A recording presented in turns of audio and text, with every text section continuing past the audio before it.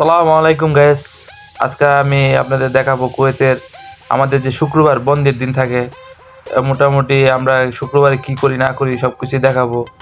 আমি সকাল সকাল ঘুম থেকে ওঠার পরে আমার বন্ধু তরুণকে নিয়ে মার্কেটে যাই। তারপর আমরা বাজার সাথে যা যা দরকার ছিল সবকিছু করে নিই আস্তে আস্তে। তারপর আমরা আস্তে আস্তে করার পরে কাউন্টারে যাই। কাউন্টারে আমাদের সামনে আরেকজন কাস্টমার ছিল, তাই আমাদের একটু অপেক্ষা করা লাগছিল। পরে আমাদের মালগুলা বললাম, সেলার ভাই আমাদের মালগুলো একটু বিল করে দেন।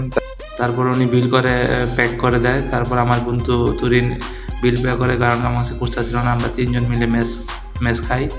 তারপর আমরা বাসায় চলে আসি এবং আমার রান্না বান্না বসাই দিই, কারণ আমি মূলত ভুনা খিচুড়ি রান্না করব, কারণ আমি ঝোল খিচুড়ি পছন্দ করি না।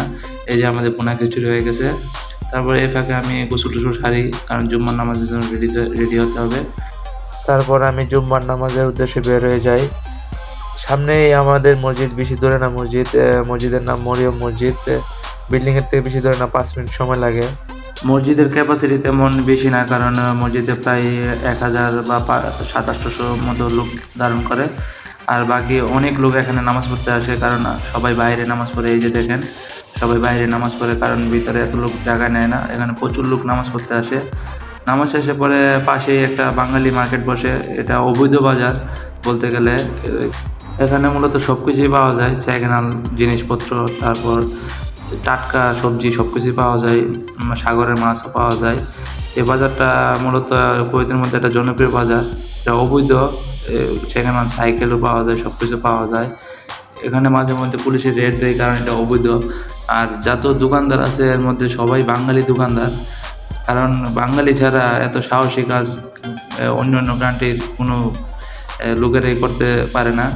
কারণ বাঙালি অনেকে অবৈধ আছে এখানে, অবৈধ থাকা অবস্থায় তারা এই ব্যবসাগুলো করে।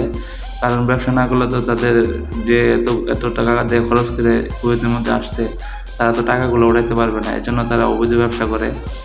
বাঙালি বাজারটা এক হিসেবে ভালো আমাদের জন্য, কারণ যারা নতুন কুয়েতে আসছে তারা টাটকা সবজি পাওয়া যায় এবং সস্তায়, অনেক সস্তায় পাওয়া যায় এখানে সবজি, মাছ, যে কোনো ধরনের জিনিস। সেকেন্ড হ্যান্ড অনেক জিনিস পাওয়া যায়, ডিউটি, জুতা, তারপরে সেকেন্ড হ্যান্ড অনেক জিনিস পাওয়া যায়, ইলেকট্রিশিয়ানের জিনিসপত্র, মাল্টি, অনেক কিছু পাওয়া যায়।